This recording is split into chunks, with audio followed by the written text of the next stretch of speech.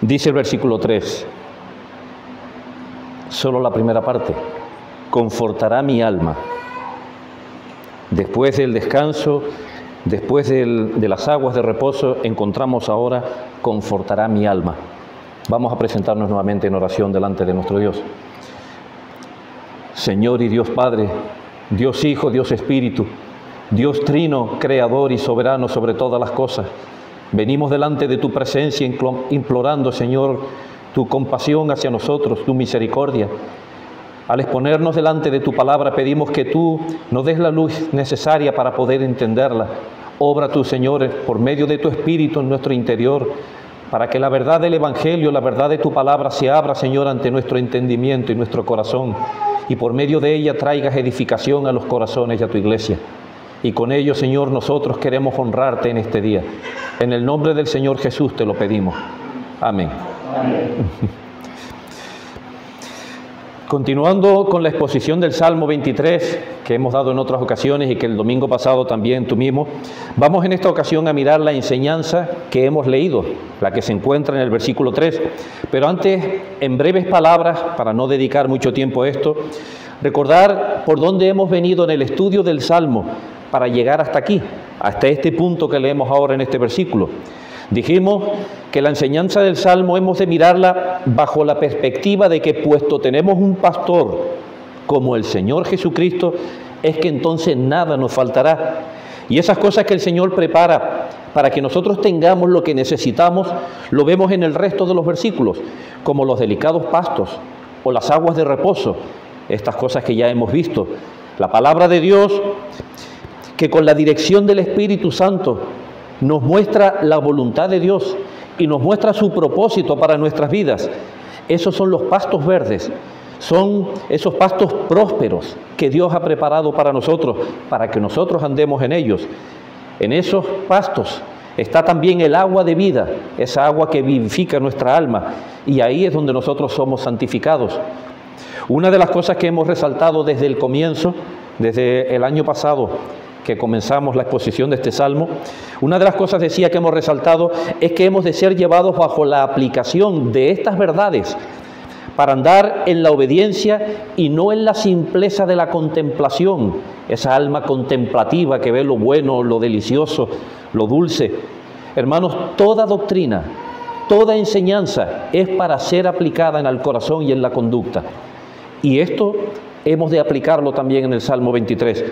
Por ello quiero hacer notar que en esta primera parte del Salmo, la primera parte, vamos a decir, que concluye en el versículo 3, pareciera que el salmista está expresando un sentir de calma, de sosiego, porque el pastor del rebaño cuida de las ovejas, y eso es lo que se transmite. Qué calma, qué quietud, qué tranquilidad hay en medio de ese rebaño, y eso es lo que queremos, y eso es lo que esperamos.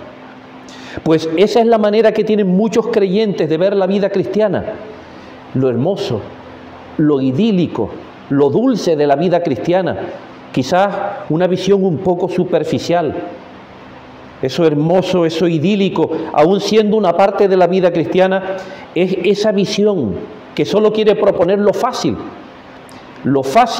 de la vida cristiana, y eso en esa visión que está errada, porque es una percepción errada, porque aunque Dios es un Dios de paz, aún ese descanso que Él ofrece es un descanso en trabajo.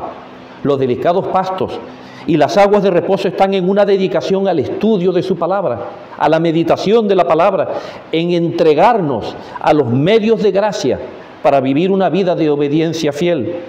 Es así como ahora, en ese trabajo del pastor, en lo que el gran pastor hace por nosotros, el gran pastor hace por el bien de su rebaño, conforta el alma. ¿Ven? Parece que siguen la misma línea de la expresión tierna que siente la oveja del cuidado de su pastor. Me hace descansar, me lleva por aguas de reposo, conforta mi alma. Para entender correctamente lo que se dice aquí, hemos de detenernos en esta palabra para ver su significado. ¿Qué significa esta palabra confortar, según vemos? Por lo que en esta ocasión nos vamos a dedicar en primer lugar, en esta primera hora, a estudiar su significado.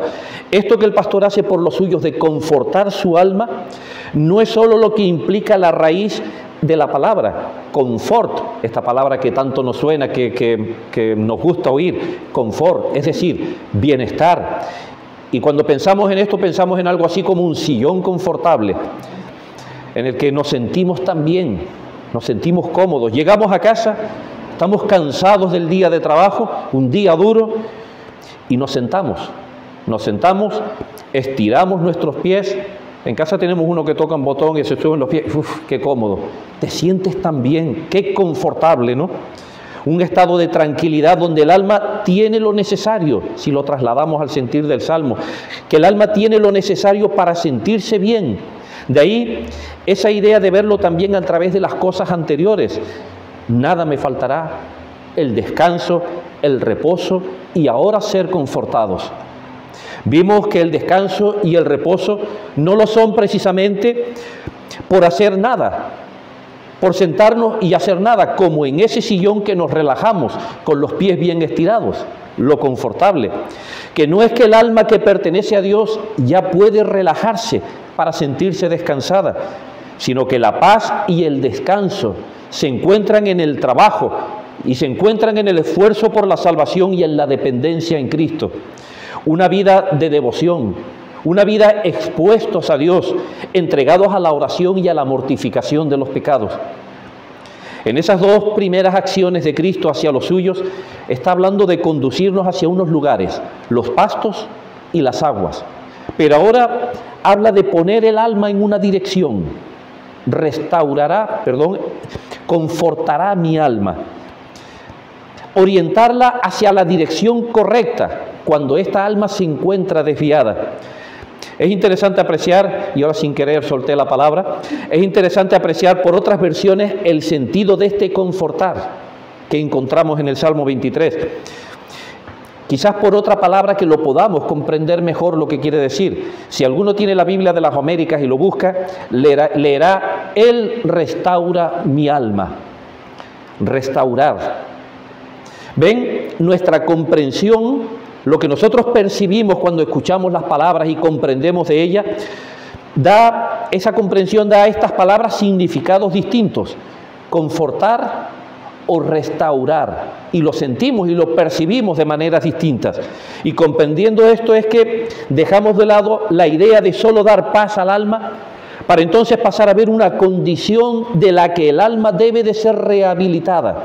El salmista dice, restaurará mi alma.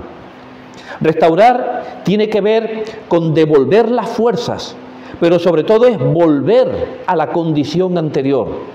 Piensen, por ejemplo, en una silla, un banco, un mueble, o quizás una casa también, por el uso del tiempo se ha estropeado. Una silla se le rompe una pata, llamamos a un carpintero, llamamos a un profesional y arregla esa silla. Restaura esa pata para volverla a su estado original, para que coja la misma fortaleza, la misma firmeza y ya podamos sentarnos en ella tranquilamente. Pues por ahí va, volver a esa condición del alma que ha sido redimida por Dios, pero que por causa del pecado se mantiene apartada, se mantiene lejos del descanso de los verdes pastos y lejos de las aguas de reposo. Dios lo ha dispuesto para esa alma, que esté ahí, en ese lugar, en el descanso, en el reposo, que esté en esos lugares, pero ella anda alejada. No vive según la palabra de Dios, ni es vivificada por el Espíritu. La santificación no es una realidad evidente en su alma. Se dice que la oveja es el animal que más fácil se descarría, se desvía de su camino, de su sendero o del lugar, que el pastor debe de estar continuamente pendiente de ellas, el pastor de las ovejas reales, de los animales, que tiene que estar pendiente de ellas siempre para que le sigan con el cayado y para que no se aparten del camino que le señala. Pues así también es el creyente, igual. Por eso somos comparados como ovejas también, que mientras en nuestro interior convive la nueva naturaleza con la naturaleza de pecado, continuamente entonces estará dispuesta a descarriarse. Por lo que vemos al pastor conduciendo, guiando, corrigiendo, llevando hacia verdes pastos, hacia las aguas de reposo, proveyendo para que el alma encuentre descanso en la dirección correcta. Como cristianos nosotros somos las ovejas de los prados de Dios. ¿Recuerdan lo que decía el Salmo 100? Él nos hizo, y no nosotros a nosotros mismos. Pueblo suyo somos y ovejas de su prado. Solo Cristo puede restaurar nuestras almas. Solo Él puede guiarnos y volvernos a nuestra condición anterior cuando nos hemos desviado. Restaurar significa reparar, renovar o volver a un estado anterior. El alma es la parte más profunda de nosotros, de nuestro ser, nuestro espíritu, nuestro más profundo ser. Puesto que Dios es quien nos hizo, solo Él puede restaurarnos. Él es ese carpintero único que puede restaurar nuestra alma y guiarla hacia los lugares que debe de estar, porque solo Él sabe lo que nosotros realmente necesitamos. Sin duda, restaurar el alma solo es posible para aquellos cuyas almas han sido redimidas por Cristo, han sido redimidas por medio de la fe de Cristo y se han apartado. ¿Qué mejor ejemplo que el de David? El autor del Salmo 23 también escribió otro salmo. Estas palabras del Salmo 23 para él tendrían un sentido especial, ya que él también clamó a Dios por causa de su propio pecado y clamó para ser restaurado por Dios. Si quieren buscar el Salmo 51, seguramente estaban pensando en ese salmo.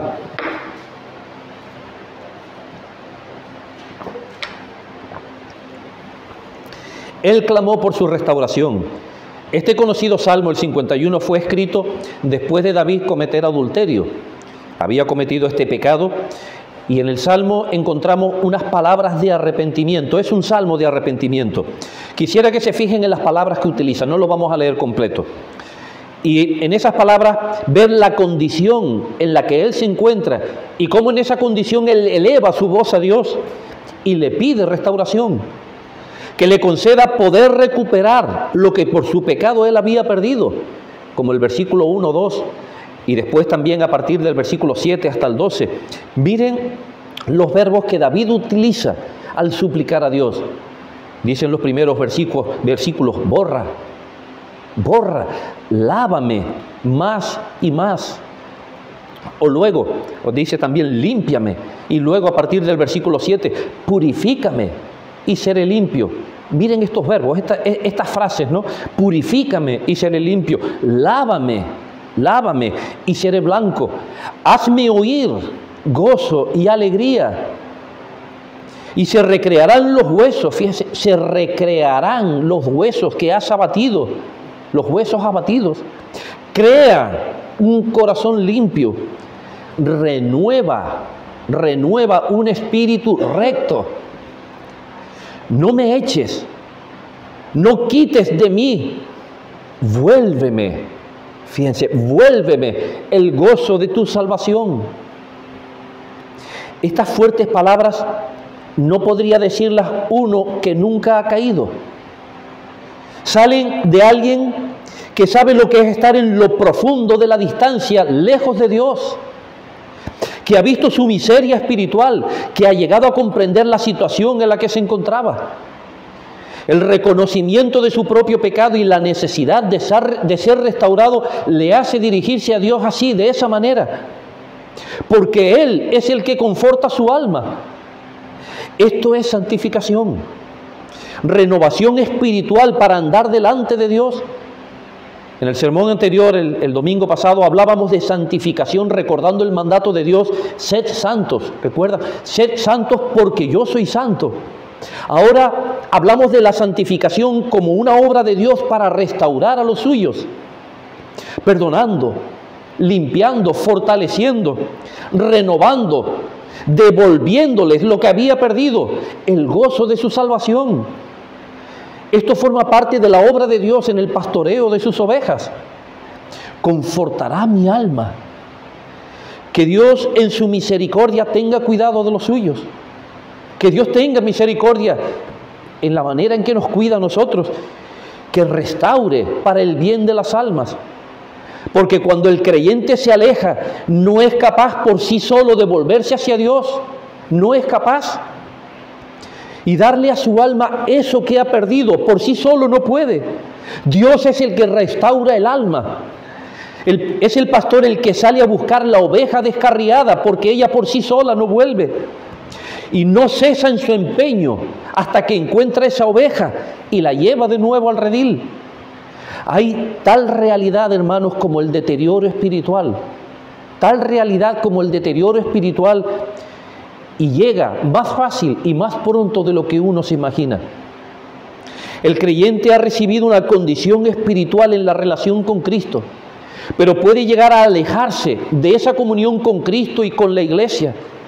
Y hermanos, consideren, el problema de la decadencia espiritual no ocurre de la noche a la mañana, de un día para otro. Es decir, nadie decide abandonar o decaer en su vida cristiana de un día para otro. Nadie. La decadencia puede ser un proceso largo, quizás años.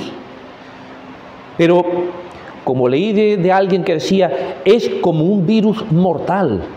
La decadencia espiritual en esas cosas que va entrando es como un virus mortal que duerme los sentidos espirituales de las personas con el fin de debilitarlas, hasta llevarlo a una situación en que sea muy difícil de restaurar. Y esa es la labor del diablo por medio de la decadencia espiritual, llegar a una situación en que sea muy difícil de restaurar. Vamos a considerar en este día 3 puntos. En primer lugar, vamos a ver las causas del deterioro espiritual, que es en lo que nos vamos a quedar en esta primera hora. Espero que el tiempo nos lo permita. Y en segundo lugar, después en la segunda hora, vamos a ver las manifestaciones del deterioro espiritual y los medios para la restauración.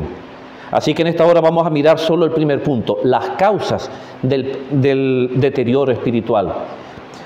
Cosas que nos recuerden la necesidad de permanecer vigilantes en cuanto a nuestra propia vida como creyentes. El cuidar con esmero aún de esas cosas que creemos que son insignificantes en nuestra vida y nuestro comportamiento, para poder permanecer fieles y alcanzar el gozo de que nos habla Cristo, el gozo necesario en la vida cristiana y que se pierde. Vuélveme el gozo de tu salvación, que se pierde cuando el alma se deteriora, el gozo que está en los verdes pastos del Señor.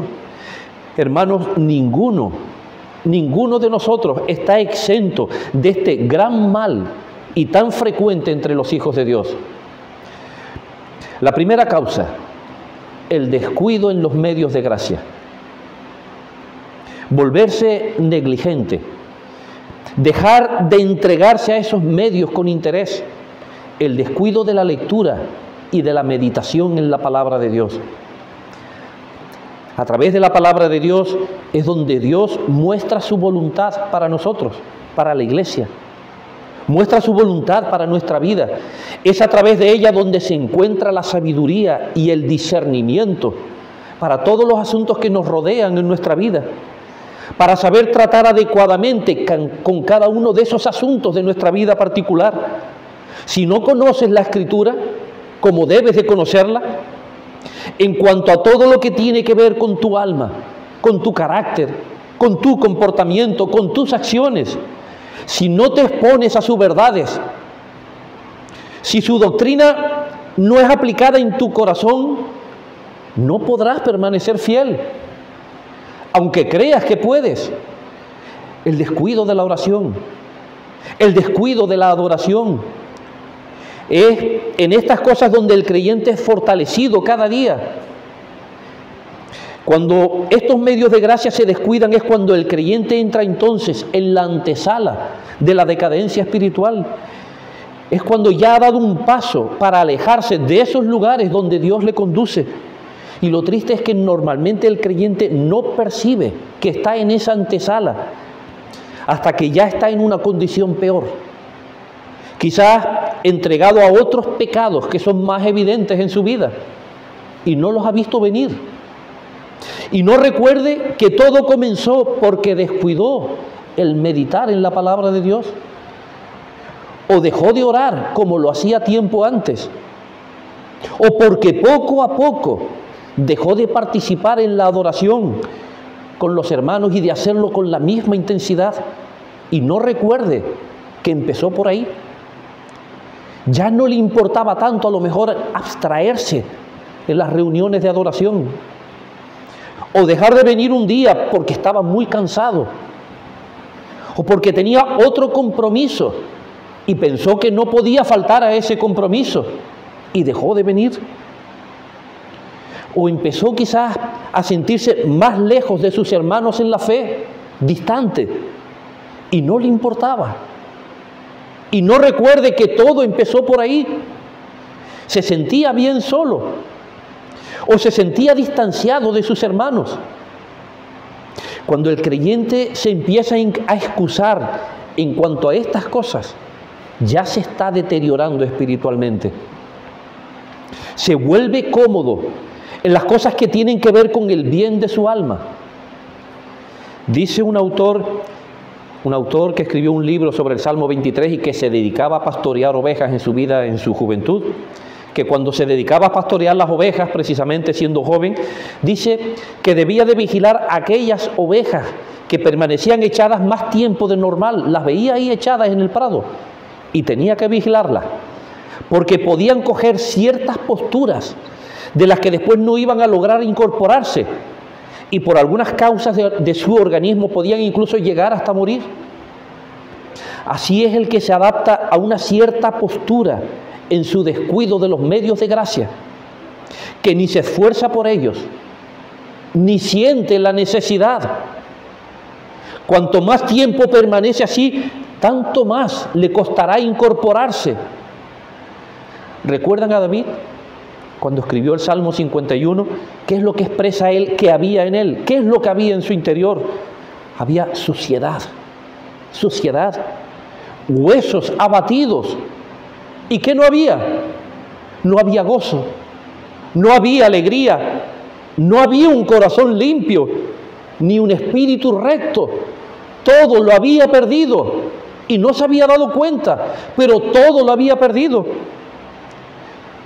Pero fue por la palabra de Dios en boca del profeta Natán cuando se dirigió a él, cuando fue a él a hablarle, la que le hizo reconocer esa condición en la que él se encontraba, el pecado. Y él estaba tranquilo, pero fue la palabra de Dios por el profeta la que hizo entenderle su situación, su condición.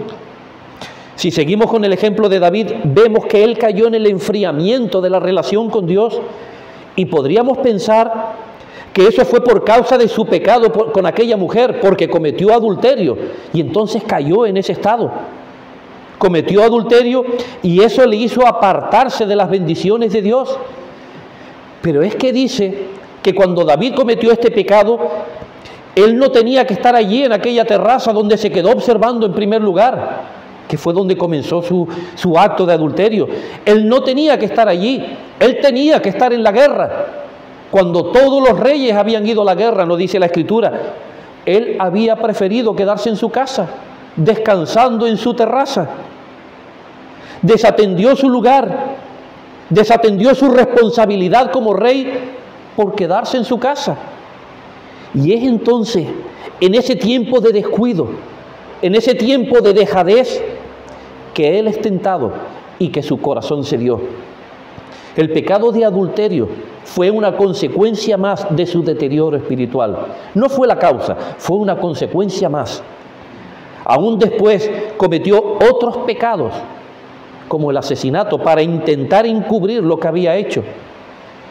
Un día, quizás algo desganado, decidió quedarse en su casa y el mal fue creciendo en su interior.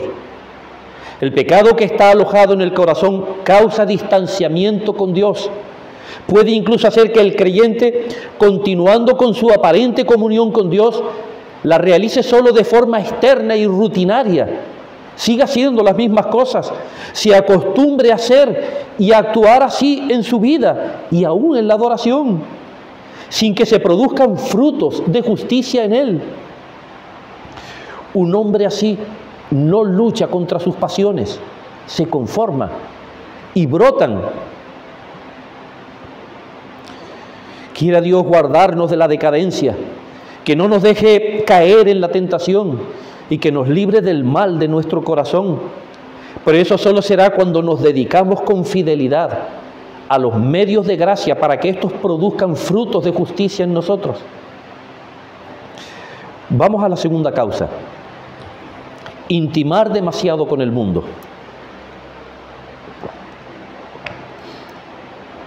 La vida cristiana, y todos lo saben, es una lucha constante, diaria.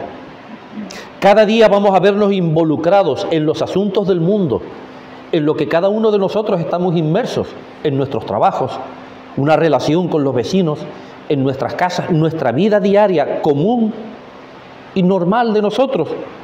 Y estamos involucrados en todos esos asuntos.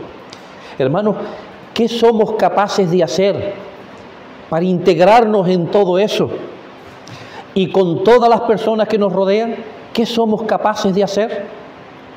¿Recuerdan 1 Corintios 15? No erréis, las malas conversaciones corrompen las buenas costumbres.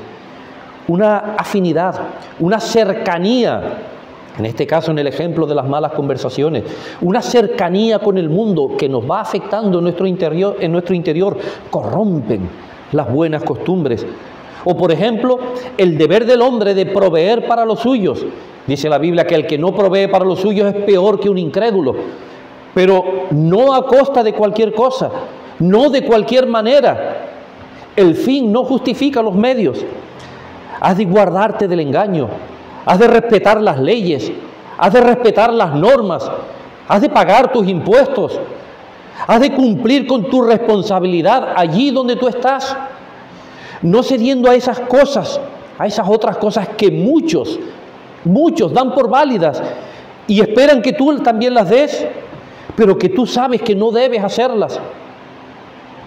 Pero también, hermanos, en la postura que adoptamos ante lo que nos rodea, las conversaciones en las que participamos, los libros, revistas o cosas que leemos, lo que vemos, el cine, la televisión, todo lo que podemos ver y leer en internet, cuántas cosas.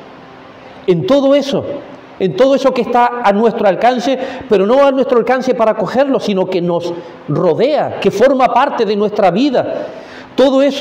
En todo eso se refleja con sutileza, pero también con intensidad el carácter del mundo.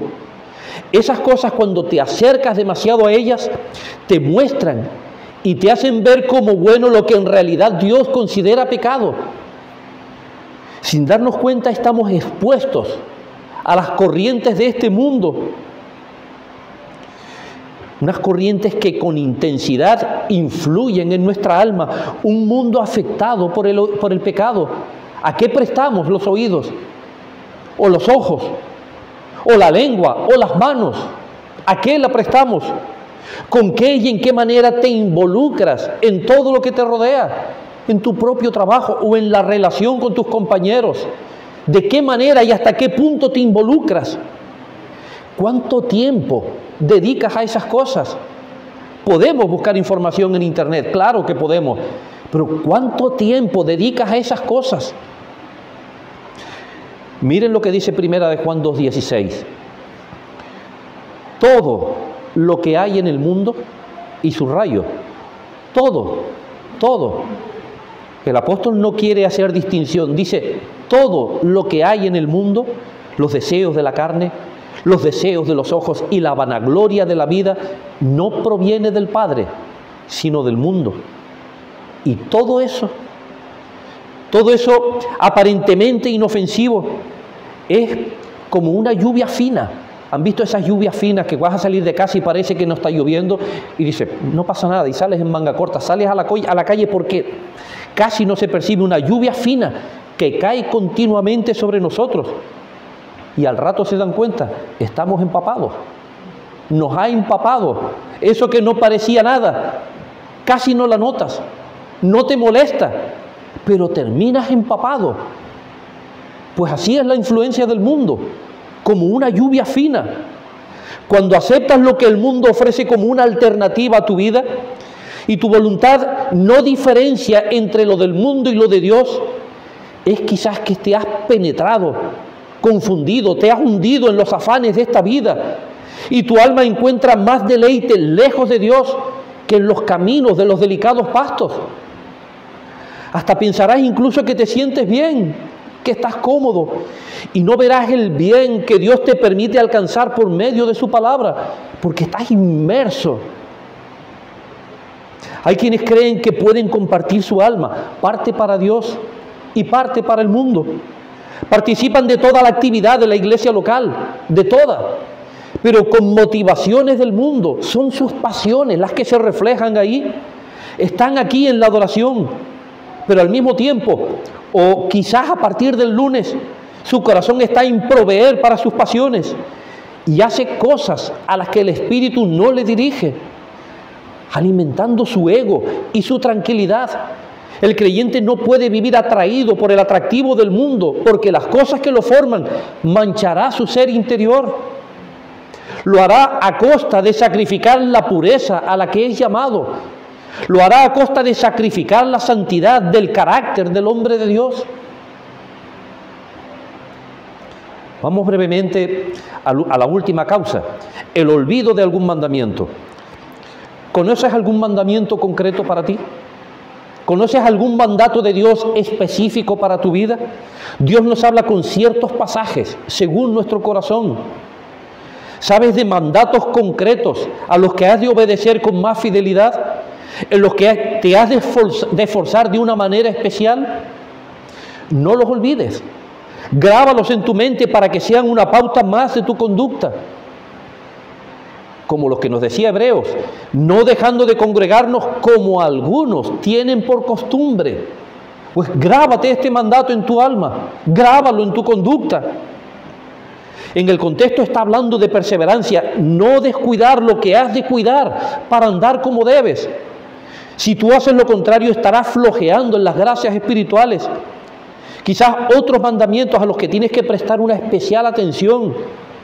Los principios bíblicos sobre los que nos hemos de conducir son los mismos, todos, para todo el pueblo de Dios, toda la ley de Dios, toda la enseñanza.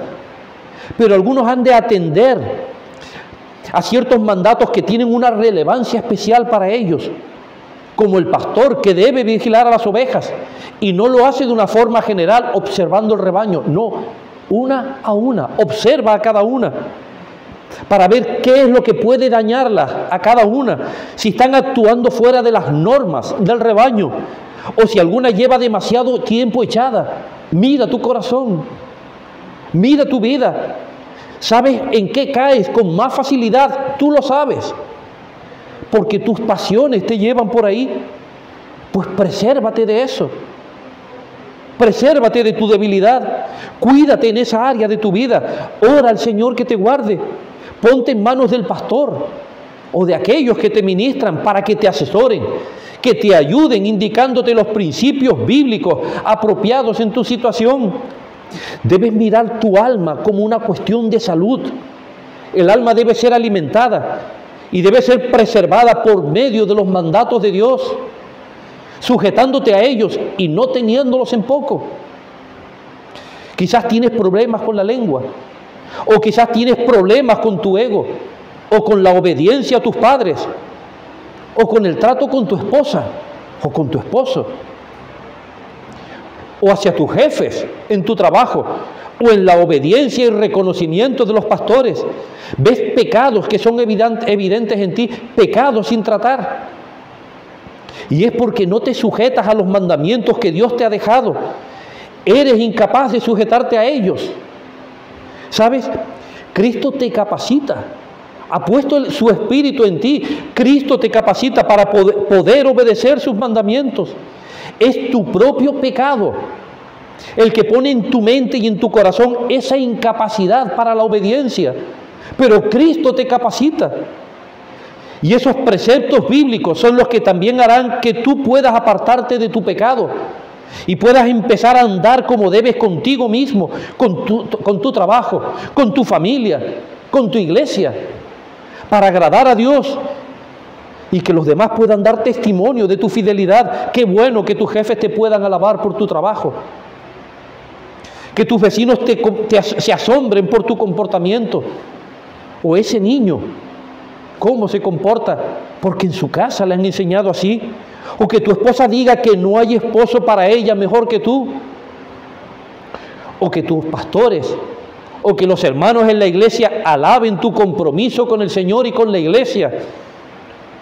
O alaben tu humildad en el servicio. Eso, hermanos, en una actitud humilde será prosperidad para tu alma. Has de atender a los mandamientos y buscar con más fuerza, con más intensidad, esos que hablen a tu propia conciencia y a tu pecado en particular. Termino. Hermanos, que podamos orar, ahora que entramos en tiempo de oración, que podamos orar porque Dios nos dé el entendimiento acerca de nuestro corazón, acerca de nuestra condición espiritual. Podemos caer en pecado, pero nuestra mente debe estar preparada para clamar por restauración. Debe estar preparada. Y a esa preparación solo se llega en una dedicación constante a la vida de fe, buscando la renovación espiritual por medio de la meditación en la palabra de Dios y la oración, para que Cristo trate con nosotros y así poder estar preparados para toda buena obra. Recuerda, toda obra buena y todo don perfecto procede de lo alto. Dios es el que nos capacita. Pidamos a Dios ese corazón preparado para esto. Que el Señor bendiga su palabra. Después consideraremos los otros dos puntos.